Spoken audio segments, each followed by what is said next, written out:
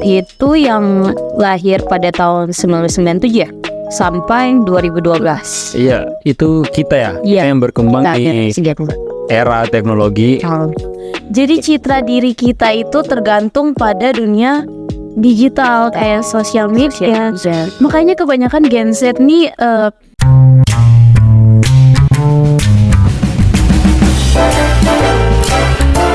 Hi everyone, say hi to Vision, Viridian Broadcasting of Communication. Express your voice, express your feeling. halo Sobat Vision, berjumpa bersama saya Kristi dalam acara Bincang-Bincang Santai bersama Generasi Z. Nah, kali ini saya sudah punya dua tamu kece kita nih, Nafila dan Reval. Halo Halo Sobat Vision, apa kabar kalian? Alhamdulillah baik kak. Alhamdulillah saat ini kabar aku baik, gak tahu ke depannya ya. Puji Tuhan. Aktivitas kalian belakangan ini apa aja sih? Aktivitas sekarang tuh lagi sibuk-sibuknya ngerjain UAS sih. Iya. Iya benar ya, berarti mahasiswa ya. Selesai UAS kita back Healing. to realita. Nah, kebetulan karena kita adalah generasi Z nih, kayak menurut kalian generasi Z itu apa sih? Kalau menurut aku nih, generasi Gen Z itu yang lahir pada tahun 1997 ya sampai 2012. Iya, itu kita ya, Iya. kita yang berkembang Nah, di generasi Z. era teknologi yang apa-apa itu kita selalu membutuhkan gadget Iya. dan juga sosial media. Kita selalu bergantungan kepada teknologi. Makanya udah dari lahir ya kita udah berdampingan sama yang namanya teknologi. Apalagi kita mahasiswa nih. Apa-apa kan teknologi. Segala sesuatu kita cari lewat Google. Jadi malas gak sih? Jadi citra diri kita itu tergantung pada dunia digital kayak sosial media. Makanya kebanyakan Gen Z nih sangat memperhatikan sosial media mereka. Misalnya pasti kalian antara Facebook, Instagram sama dua aja dulu ya. Facebook sama Instagram Gen Z lebih banyak main yang mana? Dan prioritaskan Instagram. Sedangkan kalau Facebook itu buat Gen Z itu untuk kaum ibu-ibu. Iya. Jadi kebanyakan ibu-ibu itu nggak post apa-apa di Facebook. Iya. Kalau kita tuh sangat menjaga citra kita di Instagram. Jadi pemikiran orang-orang tuh main Facebook tuh alay. Alay. Iya, itu menurut Gen Z ya. Gen Z. Jadi kamu bukan Gen Z kalau kamu nggak punya Instagram. Bener nggak sih? Benar. Jadi selain sosial media, Gen Z itu sering menilai seseorang dari typingnya. Bener nggak? Betul banget. Kamu cewek, kita sama-sama cewek tes dulu nih. Apalagi gue nih, pengalaman gue. Gue tuh pernah dekat sama, bisa dibilang kakak lah. Tapi bukan generasi kita. Kau milenial ya? Iya, tua-tua banget sih. Oke. Lanjut. Waktu ngechat, kalau ada yang lucu, dia jawabnya tuh WKWK sih. Garing Itu termasuk maksud aku tuh termasuk garing banget. Mending hahaha daripada WKWK. Jadi kayak bikin chatnya jadi berakhir ya, WKWK gitu. Jadi kita mau nyambungin chatnya jadi udah nggak mood lagi. Jadi itu perasaan kakak pada saat itu gimana? Ilfil atau apa? Makasih. Kita kan Oh iya ya. orang. Lebih sopan aja sih manggil kakak. Jadi perasaannya gimana? Kayak gimana ya? Ya aku tuh gak usah WKWK sih. Lebih kayak mending haha aja. Nah kalau aku tuh ini sering ilfeel kalau kenalan sama cowok. Kayak ganteng banget nih. Kayak Reval nih ganteng banget. Tapi kalau di saat chat padahal typingnya Gue jadi sakti. Jadi kalau kita ngechat terus jawabnya iya pakai H. Iya. Jadi sekalipun lo ganteng gitu, Tapi kalau typingnya lo gitu kayak itu alay banget. kita udah berasumsi bahwa itu jelek. Iya, langsung. Iya, udah gak masuk list. Langsung Langsung di blacklist. Iya. asik ya kalian ngobrolin ini ya. Jadi kayak kalau misalnya kamu bilang sayang, walau kamu ganteng banget, tapi kalau ketika kamu kayak gitu, feel. Jadi kalau sayang, kalau kamu bilang sayang masih mending SYG. Tapi kalau SYNG itu alay parah sih. Tapi terus kalau yang jelek typingnya ganteng itu jadi ganteng gak sih? Ganteng. Terus jadi lebih yang masing-masing sih. Tapi lebih- kalau aku tuh lebih milih yang mana nih? Yang typingnya ganteng tapi jelek, apa yang ganteng tapi typingnya jelek? enggak jelek-jelek amat. Jadi Gen Z ini mandang fisik, guys. Itu number one sih. Jujur li. Itu itu masuk kriteria pertama tuh dari fisik Fisik dulu dulu. Kalau alaynya kan bisa diubah. bisa diubah. Tapi kalau fisik nggak bisa sih. Ya. Terus ini emang kamu mau nyuruh gebetan kamu oplas? Kan nggak mungkin. Merusak generasi gitu. Keturunan kamu gak akan jadi. Dark banget. Tapi nggak boleh gitu ya. Kita harus mencintai ciptaan Tuhan. Kita harus bersyukur. Bercanda ada guys. Ya bercanda aja kok. Selain itu aku mau bahas juga nih tentang sosial media, akun Instagram kebanyakan estetik. Menurut kalian estetik tuh yang kayak gimana sih? Iya, estetik.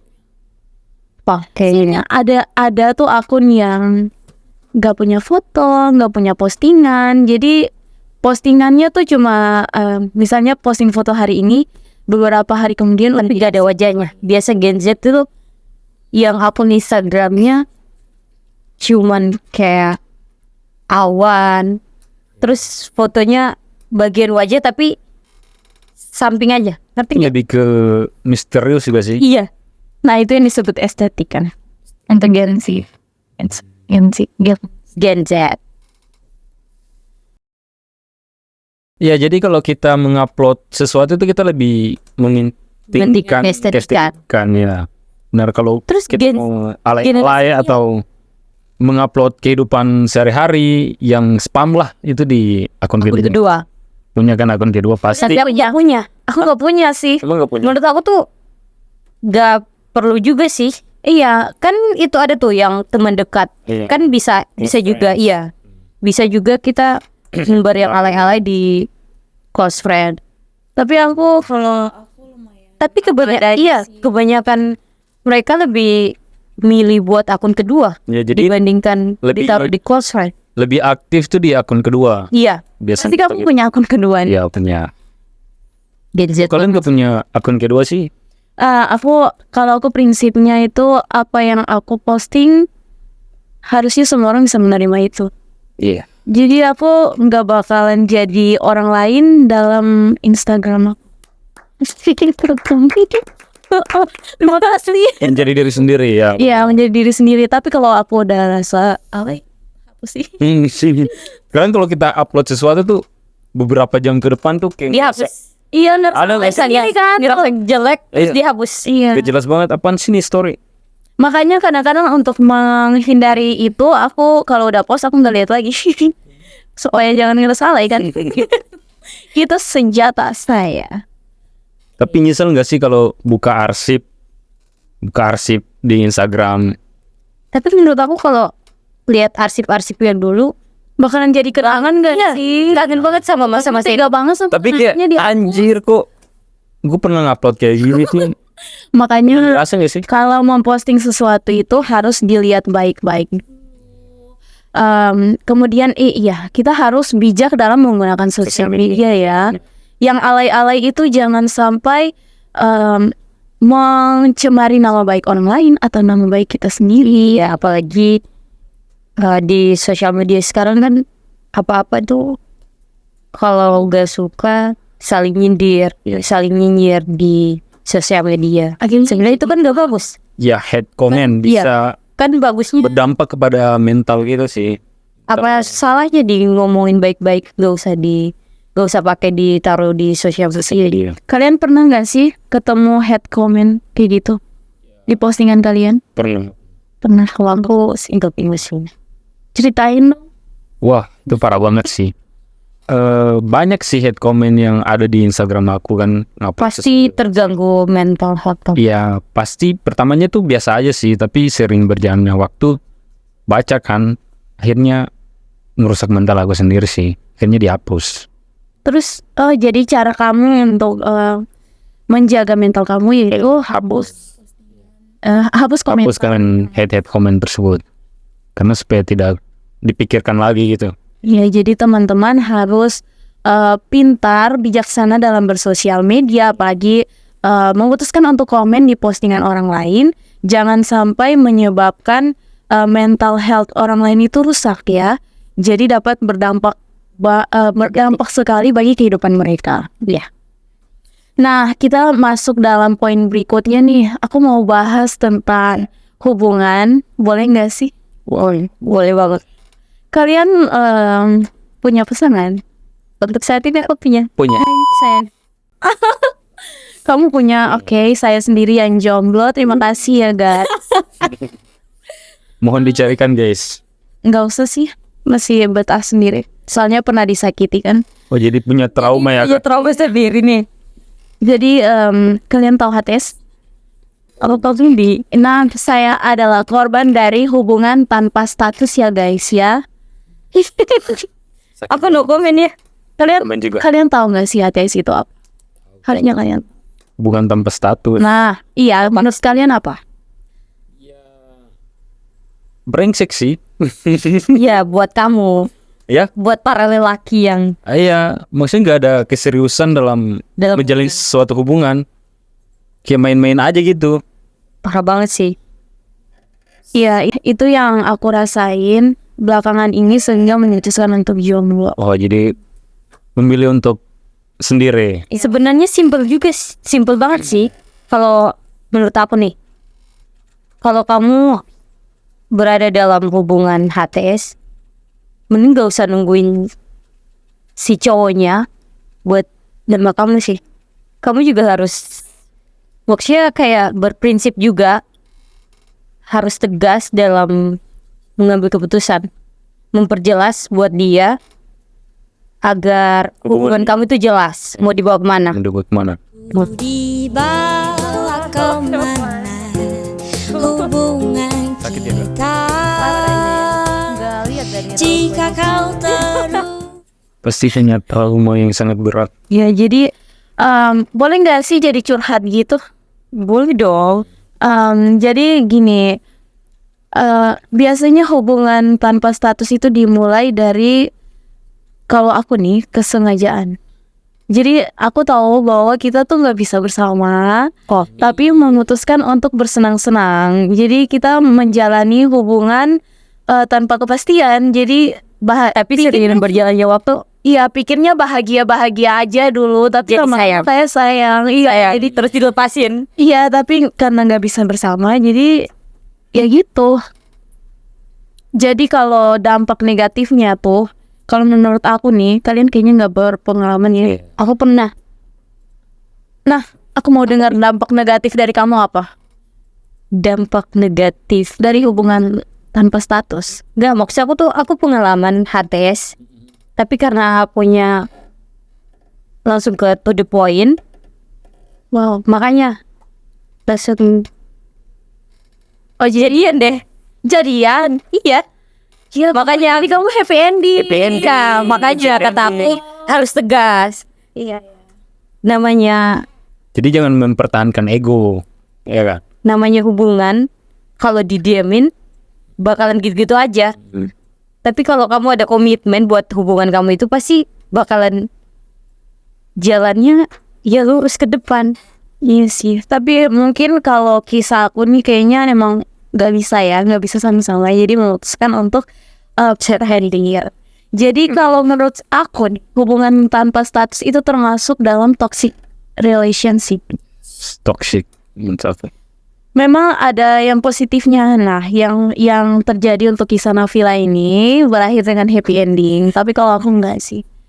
Jadi lumayan menggoncang juga mental. Mental aku jadi kacau, kebanyakan stres. Jadi tugas-tugas kuliah juga. Tapi kalau generasi itu gampang move on gak sih? Harusnya sih, iya kan? Generasi Kebanyakan. gampang move on. Malahan enggak sih, mentalnya lemah, Tapi lebih gampang. gampang move on. Oh berarti lu ya aja yang mau gampang move on.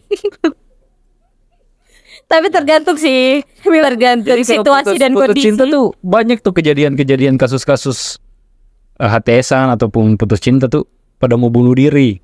Itu kasus yang di JMP tuh kemarin tuh yang lebih viral tuh. Oh iya, tapi gak jadi. Cewek ya udah ditolongin sama Gagal banget mental terus. Jauhin ya yang kayak gitu.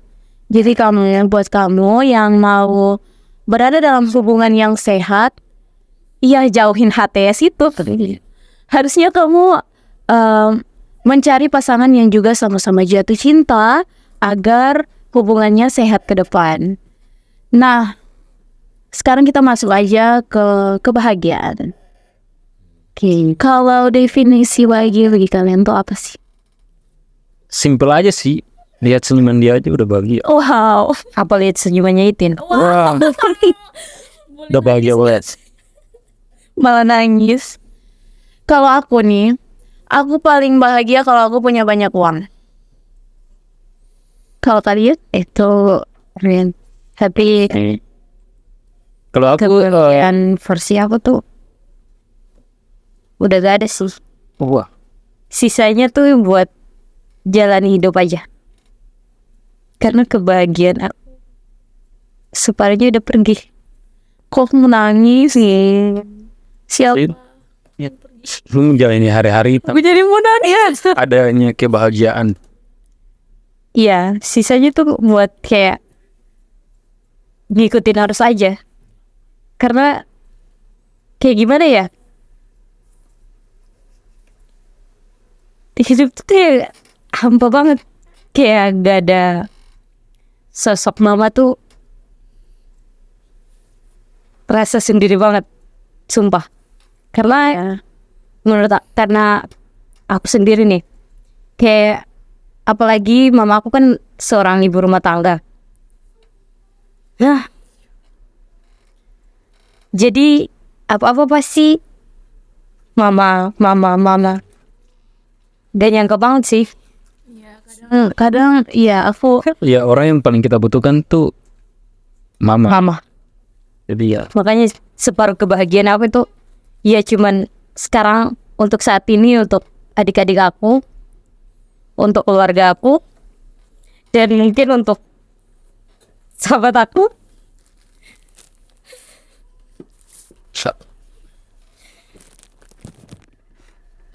Kenapa ya kalau ngomongin ya namanya juga orang tua ya ibu yang kebahagiaan itu pasti di selalu tertuju ke mama aku.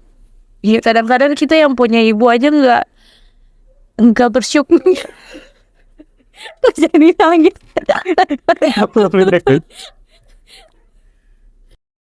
Kamu aja Pak, versi bahagia menurut kamu? kalau bahagia menurut aku tuh pertama tuh kesehatan ya. Karena dengan sehat aja saya sudah merasa bahagia banget sih. Itu aja sih, simple aja sih. Ya. Kalau itu kan uang ya. Jadi kalau semakin aku punya banyak uang, aku semakin Iya, ini uang segalanya sih. untuk saat ini. Era zaman Ya, sekarang. zaman sekarang ini. Apa tuh butuh uang? Mungkin kebahagiaan kita tuh berbeda masing-masing. Ukuran kebahagiaan kita berbeda, tapi yang pastinya semoga kalian semua berbahagia, hiduplah yang lama dan jangan lupa cintai ibu kalian selagi masih ada. Guys. Ya mungkin sampai di situ percakapan santai kita bersama Revel dan Nafila. Say goodbye. Goodbye.